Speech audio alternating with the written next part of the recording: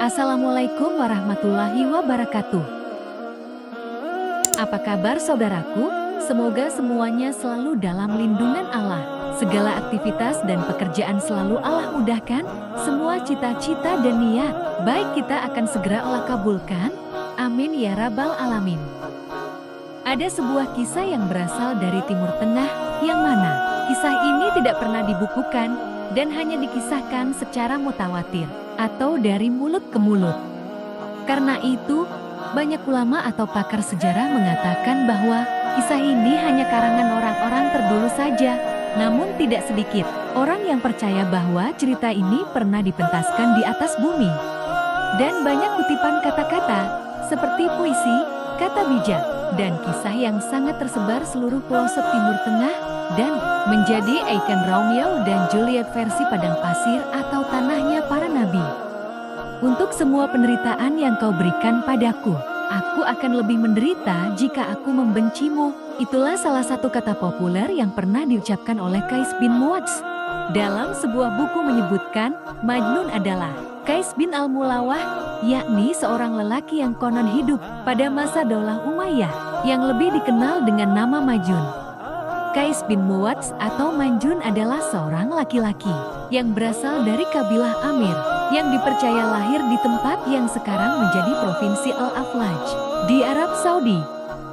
Di tengah dataran pasir yang tandus dan langit yang tak berujung, terhamparlah sebuah kisah cinta yang begitu megah dan tragis yang telah menembus batas antara waktu dan ruang, merajut benang-benangnya menjadi mahakarya abadi yang akan dikenang selamanya. Ketika Majnun pertama kali melihat para selele yang cantik rupawan, seketika ia jatuh cinta, yang mana hal itu terjadi ketika ia menuntut ilmu di tempat yang sama dengan Laila. Seketika Majnun kehilangan kesadaran karena tumbuh benih-benih cinta yang tak ia sangka. Begitupun Laila ketika untuk pertama kalinya menatap wajah Qais, langsung terpikat. Majnun sering dikerumuni orang-orang karena ia kerap kali menggubah syair. Begitu ditunggu-tunggu karena keindahannya. Dan semua itu hanya dipersembahkan untuk Laila. Begitupun Lele yang dalam beberapa bagian ceritanya, kerap kali mengeluarkan puisi yang dikirim untuk Majnun. Dalam waktu yang tidak begitu lama, tersebarlah gosip tentang kedua anak muda yang tengah dimabuk cinta tersebut. Dari berita itu, ayah Laila merasa hal itu merupakan pencemaran nama baik yang dianggap meruntuhkan kehormatan suku. Maka supaya tidak menjadi bahan omongan terus-menerus, kemudian Laila tidak lagi diperbolehkan sekolah kembali. Dan bahwasanya Laila dikurung dalam rumah akibat dirinya yang diketahui dekat dengan Majnun. Dan mulailah babak pertama kegilaan Qais dikarenakan tidak bisa bertemu Laila. Majnun berusaha dengan berbagai cara untuk bertemu Laila. Akan tetapi tidak bisa. Lalu mulailah muncul syair-syair, tangisan-tangisan rindu Majnun. Kemana-mana hanya menyebut nama Laila. Bahkan ia rela menyamar sebagai kambing dan berjalan di antara kambing-kambing. Dalam riwayat lain, Majnun rela menyamar sebagai pengemis yang hina ke desa Laya dan menyamar sebagai pembantu perempuan yang tak lain supaya kembali bisa menatap kekasihnya. Dia tidak bisa menahan diri untuk tidak mengekspresikan cintanya, bahkan jika itu berarti tindakan yang di luar batas logika dan kebiasaan manusia. Dalam keadaan penuh kegilaan dan keputusasaan karena tidak bisa bersatu dengan Laila, Majnun melakukan tindakan yang mencengangkan. Dia pergi ke rumah Laila, tempat di mana dia dulu sering berkumpul dengannya, dan dengan penuh cinta dan kehormatan, dia mencium dinding-dinding rumah itu. Tindakan ini menjadi simbol dari cinta yang tak terbatas dan kesetiaan yang tidak tergoyahkan meskipun terpisah oleh jarak dan waktu. Majnun mencium rumah Laila bukanlah hanya tindakan fisik semata, tetapi juga ungkapan dari kehancuran batinnya yang diselimuti oleh cinta yang tak terbalas. Ketika ayah Majnun, seorang tokoh yang penuh dengan kearifan dan pengalaman, melamar Laila untuk Majnun, itu menjadi momen yang memilukan dan menyentuh hati.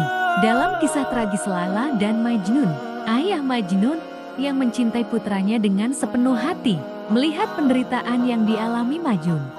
Dengan harapan bahwa pernikahan akan membawa kedamaian dan kesembuhan bagi Majnun, ayah Majnun memutuskan untuk melamar Laila atas nama putranya. Namun, meskipun tawaran itu datang dari hati yang tulus dan penuh kasih, tapi tetap keluarga Laila menolak lamaran tersebut.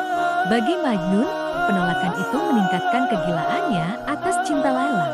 Hatinya yang hancur dan penuh dengan keputusasaan membuatnya semakin terbenam dalam dunianya yang penuh dengan kenangan Laila.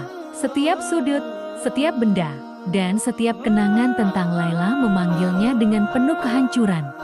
Sementara itu, ayah Majnun merasakan beban kesedihan yang mendalam karena tidak bisa memberikan kebahagiaan bagi putranya. Meskipun telah berusaha dengan segenap hati untuk menyatukan Majnun dan Laila, kegagalan itu menunjukkan bahwa takdir memiliki rencana lain yang tidak bisa mereka ubah.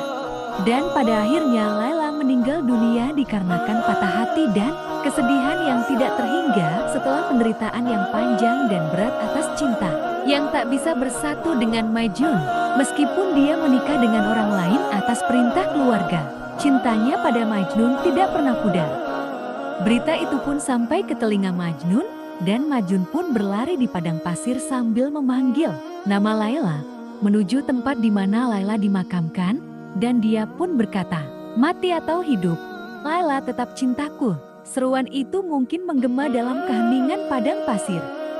Kata-kata itu bukan hanya ungkapan kesedihan, tetapi juga kesetiaan yang tak tergoyahkan, menggambarkan bahwa cinta Majnun pada Laila tidak akan pernah mati, bahkan ketika Laila sudah tiada.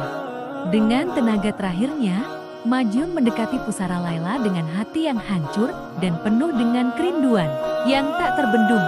Di sana, di depan makam yang menandai tempat terakhir Laila, Majnun menemukan kedamaian yang telah lama ia cari.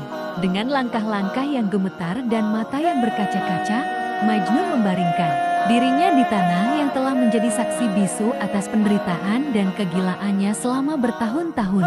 Seolah-olah takdir telah merespons doanya dengan perasaan hancur yang dalam.